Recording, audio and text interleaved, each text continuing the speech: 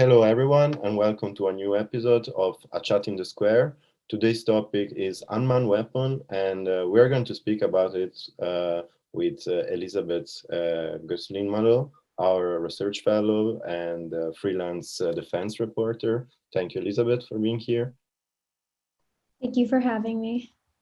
Well, let's start from the beginning, of course, but on how, unmanned weapons are quite influencing today's state's behavior and also in general modern warfare. We saw in the recent conflict in Nagorno-Karabakh, Azerbaijan. where Turkish drones made really the difference in that Mhm. conflict. But would you help us in defining what unmanned weapons really means? Yes. So, in the conversation around the topic of unmanned weapons, you'll find that if you read different articles, a lot of people actually throw the words unmanned weapons and lethal autonomous systems around, and they tend to use them interchangeably as well, which, in my opinion, is not necessarily helpful or correct and might actually confuse the general public reading these articles because they have completely different capabilities. Um, so the first thing that we have to know is that an unmanned weapon does not automatically make it a lethal weapon or does not necessarily make it an armed weapon, if you will. The unmanned component of those system refers to generally the independent ability of the system to search for and engage with different targets. So from a general standpoint, experts on the topic they will specify what they're talking about. So if the weapon in question is lethal, they will refer to it as an unmanned armed weapon. So I just want to make that distinguishment before we get further. So you mentioned drones, which are probably, in my opinion, the biggest development in modern warfare, or maybe the most important. And you can have both an armed drone and non-armed drone, which although they both share the same platform, they have completely different capabilities. For instance, you have some unarmed drones that can be used in light shows, but you can also have armed drones that are used as a defensive tool in armed conflict. And these weapons are typically weaponized using a diversity of technologies that can include laser guided missiles, air to ground missiles, bombs, explosive devices, and other types of munitions.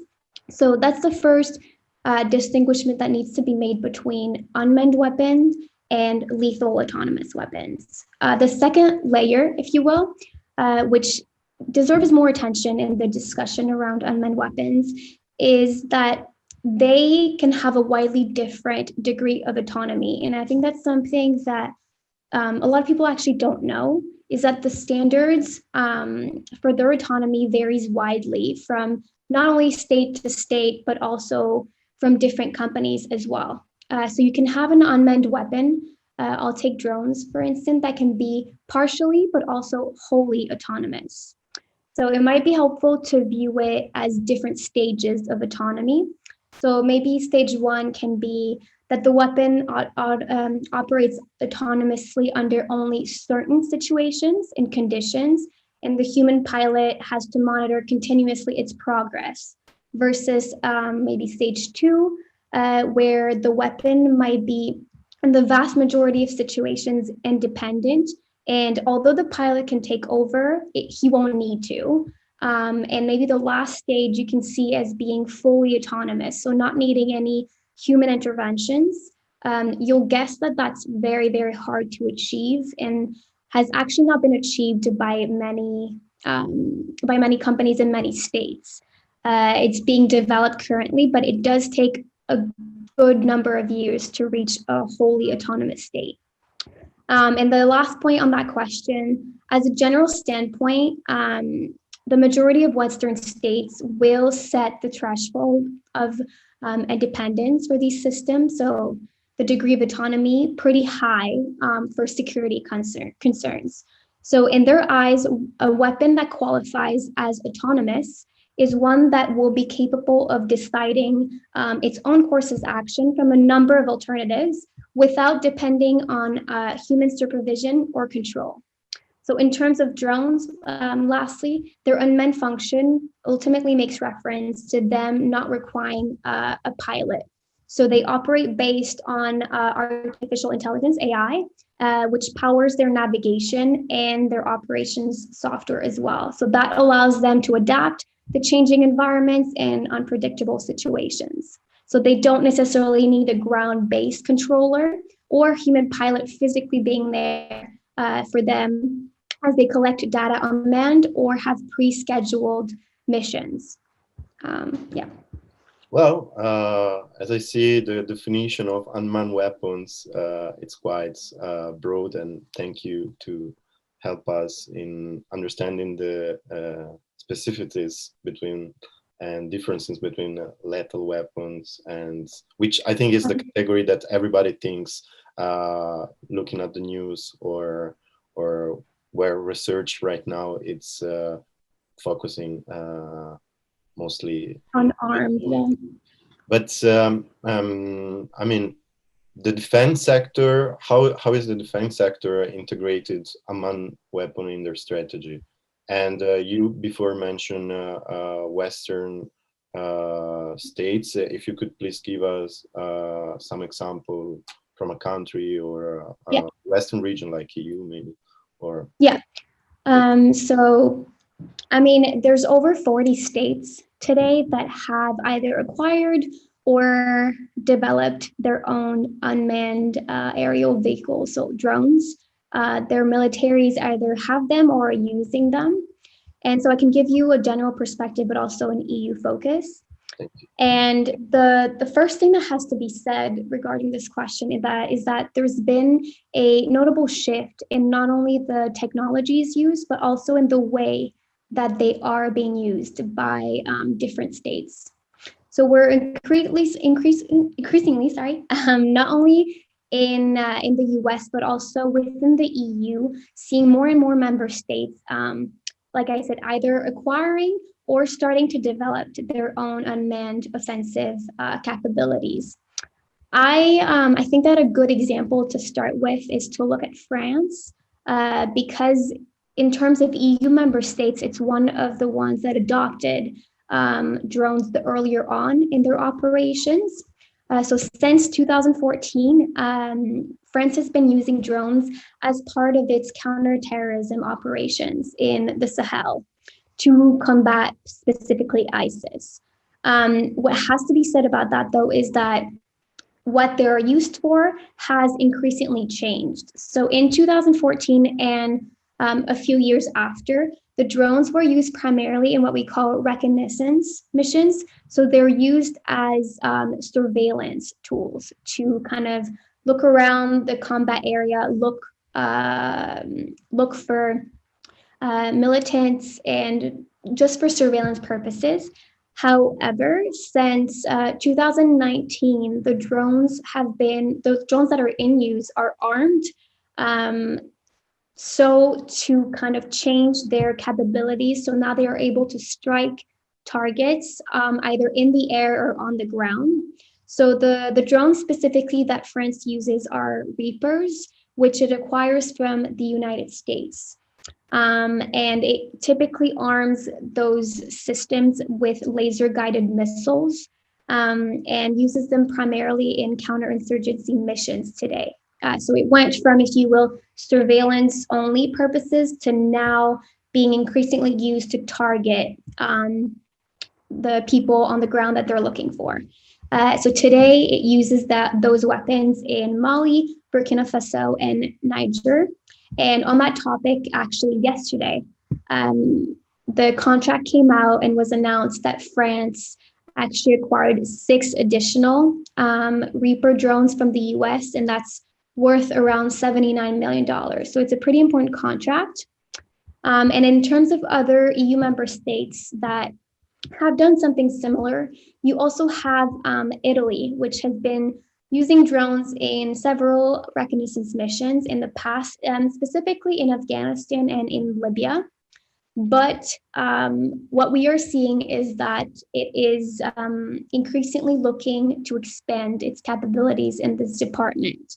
So kind of, again, seeing that shift from recon missions to armed missions. And as to support not only the troops on the ground, but maybe one of the factions involved in the conflict, like in the context of Libya.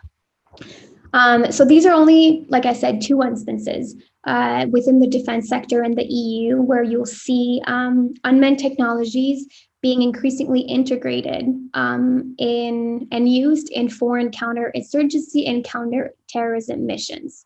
So there's been a shift in the types of missions that they're used for. So I think that's an important point. And another important point to that I wanted to touch on is that from a general standpoint, you'll actually see that stronger EU member states and Western countries tend to use drones primarily for reconnaissance missions. So I've been talking about the shift from recon to armed, which is increasing, but for the majority of part, surveillance missions are still one of the most widely used by Western countries because they don't necessarily need to be using armed drones because they have a stronger aircraft, stronger air forces. And what you'll see is less strong member states that might have a weaker aircraft and weaker air forces tend to use drones primarily as their primary strike weapon, if you will. So I'll take a recent example. Poland actually recently became the first NATO and the first EU member state to buy Turkish armed drones from the Turkish manufacturer Bayraktar. So it acquired 24 Bayraktar drones, which is a pretty significant amount. And Latvia is actually said currently to be interested in those weapons as well. So these smaller member states that might not necessarily have the capabilities to develop their own or might have weaker aircraft systems or weapons in general, are increasingly getting the idea that if they acquire these weapons, they can become their primary strike weapon as well. And the last thing that you'll see within defense strategies of states is the integration of unmanned weapons used as a deterrence tool against opponents. So they won't necessarily be used, but their opponent will know that it has these capabilities. It might just be more scared than if this wasn't known, if you will. Well, that's very interesting to see how even within EU there are different states member are developing different strategies, but we can say that, I mean, what's generally the general trend is that the use of unmanned weapon is constantly increasing. Yeah, it has been on the rise for the past couple of years, definitely. Right, I would say, but I mean, would you consider the possibility of developing a best practice for the future of unmanned weapons? I mean, we spoke about the EU, which is an actor that is quite active in regulating every part of its union. So there is a possibility of creating a framework or a sort of it, please. So that's one of my favorite topics actually to touch on in the discussion around unmanned system, because like you just mentioned, there's actually no international binding bodies that exist that govern the use of unmanned weapons. There's different outdated, if you will, frameworks that have general use of conduct, but they're all non-binding. Again, the first one off the top of my head is the MTCR, which a lot of member states have are technically part of, but it doesn't enforce that they actually follow these rules. So if you will, I'll kind of divide my answer to that question in giving you a more perspective of what is needed to in my opinion, reinforce the use of unmanned weapons. It might not be used, it might not be seen or considered as contributing to their development, because in itself, what I'm going to propose sounds like I'm trying to regulate and maybe lower their use. But in my opinion, the regulations and the rules that need to be in place would actually bring a new level of transparency that would allow people to see all of their advantages.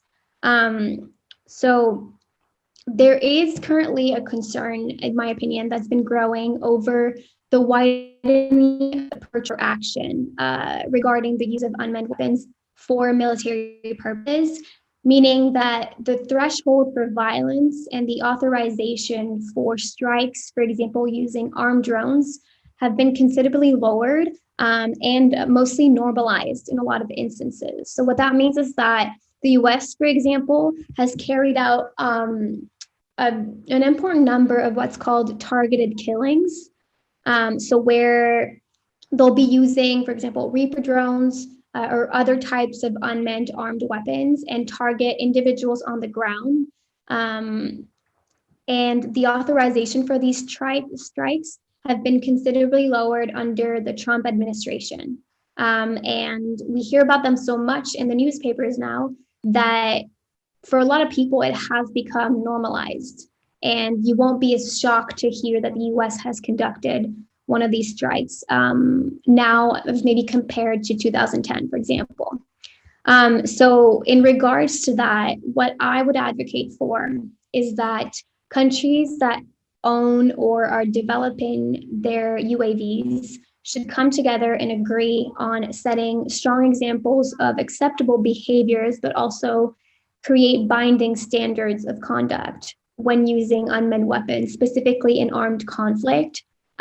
Because what's happening is that all these countries now have these capabilities, and there's no rules to govern them, not only in individual countries, but across the world. So if there was an international binding body, I think it would kind of enforce these standards that should already honestly be already in place, noting how many countries do possess these capabilities. And so for some examples of what these standards could be, you could have a requirement for states to disclose all the measures taken to control when authorities can use lethal force. So in which situations, and what are the foundations for decisions to maybe kill, so using an armed drone to strike an individual rather than capture that individual. And also post-action, so post-conflict, have public reports on the number of civilian deaths that have happened per operation. Because what I've noticed is that, unfortunately, the advantages that are offered by these weapons often get lost in translation or get lost completely due to the government's ambiguity and covertness, or secrets surrounding the deployment of and uses and effects of these weapons. So people only find out through leaks of the government years later how many citizens were killed or how many civilians were hurt. And that tends to bring up angriness or feelings of we were lied to. So if there was a much greater level of transparency that existed by imposing standards and standards of conduct using these weapons, I think that people would focus more on the advantages and the capabilities of these systems versus being angry at the government for not being transparent with them on how they're used. Because drones are increasingly, and in my opinion, one of the weapons that has the most precise and efficient capability in war fighting. And they're being constantly developed. So those capabilities are increasing. But the general public at large, if you talk to them about unmanned weapons, I think a lot of them have a very negative view. And a big part of that is that we're just not aware of use them or the effects that they have, because they're not required to disclose any of that information. So the first thing I would advocate is to have kind of a binding body that imposes these rules, which is an idealistic, I think, idea, but one that is increasingly needed as more states require these weapons. And the other part that I want to touch on is there's something incredibly important to be said about matching the pace of the development of offensive unmanned system to the one of defensive systems. So in the news, we often only hear about offensive strikes. So when these unmanned weapons are used offensively, but we don't really hear or focus on the defensive capabilities, so counter drone capabilities of states, if you will, which fundamentally creates a problem because the development of offensive weapon tends to be much faster and much more funded than defensive capabilities in the majority of countries. So it kind of creates this imbalance, if you will, of one sector developing much faster, which is the offensive sector. And so it creates this unpredictable environment for other states at large, where they might feel threatened because they only hear or know about the offensive sector being developed. So that might prompt them to, in return, up their offensive capabilities and kind of, I always feel like people forget about the counter drone industry. It is becoming better, but in the past, I've noticed it was very much missing from the discussion around drones.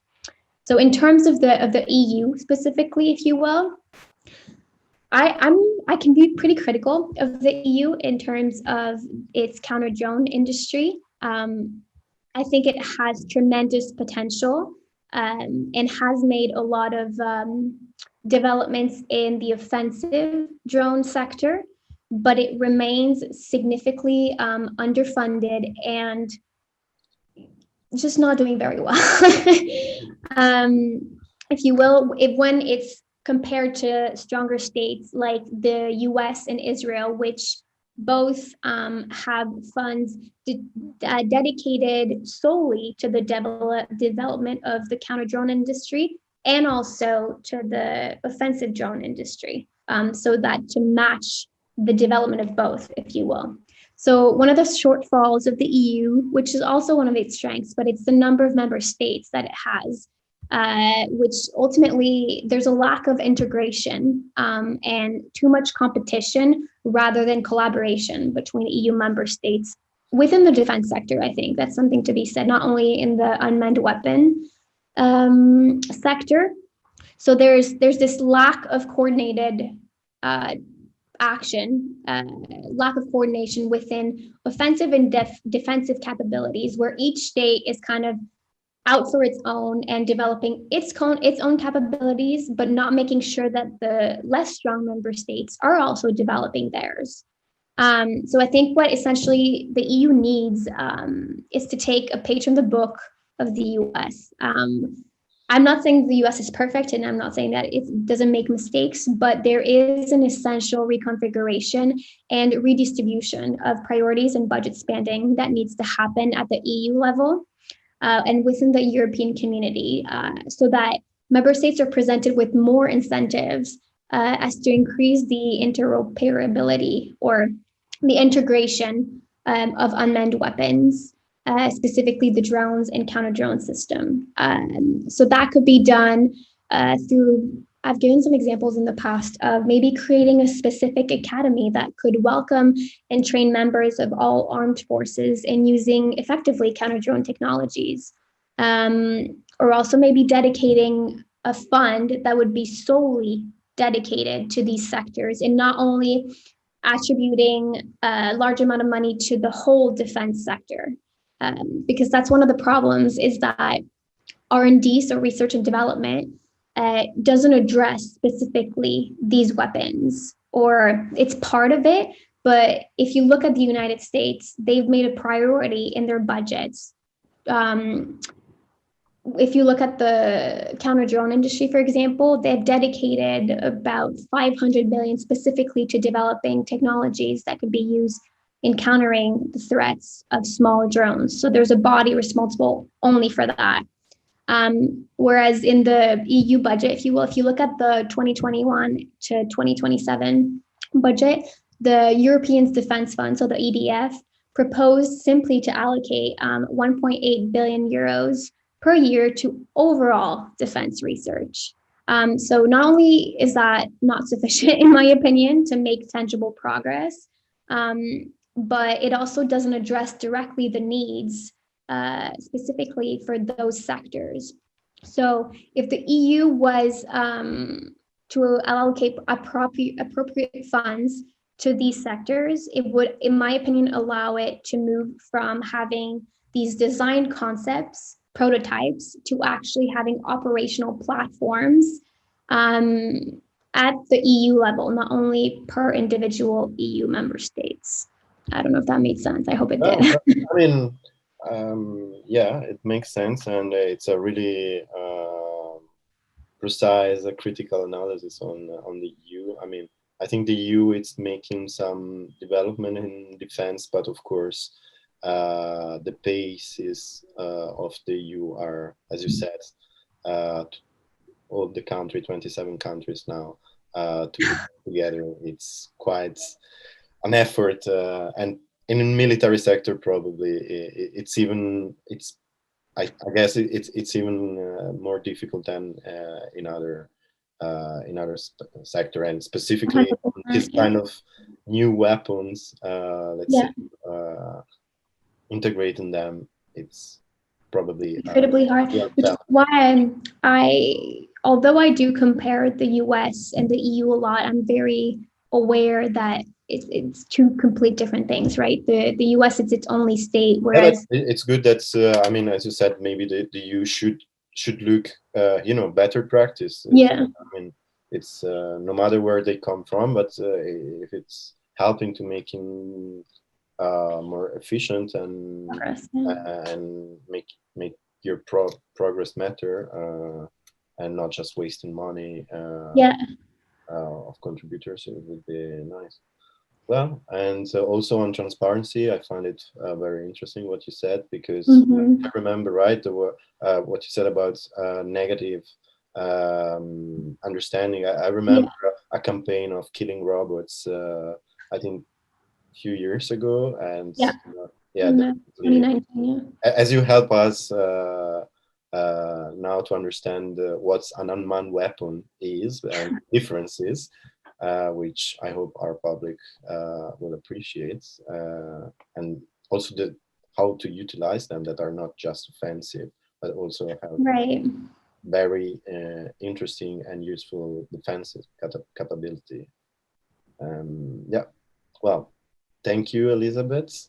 Thank you for having me. A very precise overview over the topic, and thank you.